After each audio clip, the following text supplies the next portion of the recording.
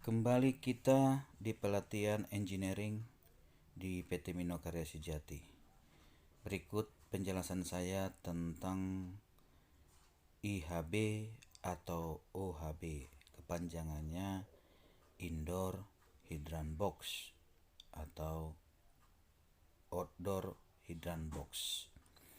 Jadi di dalam IHB terdapat beberapa aksesoris sebagai pelengkap untuk sistem fire alarm. Ya, bisa kita lihat ini adalah mic intercom. Bisa kita berkomunikasi dengan orang yang ada di MCVA. Jika misalnya kita di lantai 16, bisa kita pakai intercom ini menjadi komunikasi dengan orang yang ada di MCVA. Ini adalah lampu alarm. Ketika terjadi alarm dia akan menyala, ya, menyala dengan trigger dari alarm. Ini namanya break glass. Misalkan alarm tidak bisa berbunyi atau tidak ada trigger alarm, ini kita bisa pecahkan untuk memberikan alarm langsung secara manual, ya. Kita pecahkan aja break glassnya, pasti dia memberikan trigger kepada fire alarm untuk memberitahukan telah terjadi kebakaran, ya. Dan di dalam ini juga di IAB ini ada namanya speaker atau untuk bell alarm. Bellnya ada di dalam, ya. Ini sumber dari bell alarm yang lubang-lubang kecil ini, ya. Ini adalah aksesoris dari fire alarm untuk sistem di IAB, ya. Jadi IAB ini adalah salah satu fungsi dari MCVA untuk memberikan alarm. Ini belnya tadi. Ya, bel ini biasanya mendapat tegangan 24 volt DC. Ya. Ini tadi mic-nya tadi, ya, mic intercom. Ini bel alarm dan ini break glass, ya. Secara terpasang secara paralel, ya, paralel untuk sistem fire alarm. Di dalam IHB ada terdapat nozzle selang, ya, dari pipa yang bervalve 2,5 in atau 1,5 in. Kita bisa buka itu, ya. Nah, ada apar, ada selang untuk nozzle. Ini nozzle yang biasa kita tembak air, ya, untuk fire drill, ya, sistem fire drill. Nah, ini tadi valve untuk 1,5 in, ini yang 2,5 in. 2,5 in kita tidak pakai.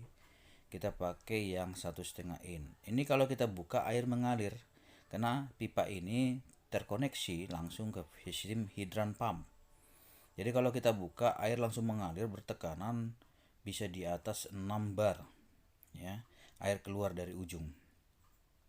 Ya, untuk menggunakan ini nggak boleh 1-2 orang, harus 3 orang karena bertekanan, ya.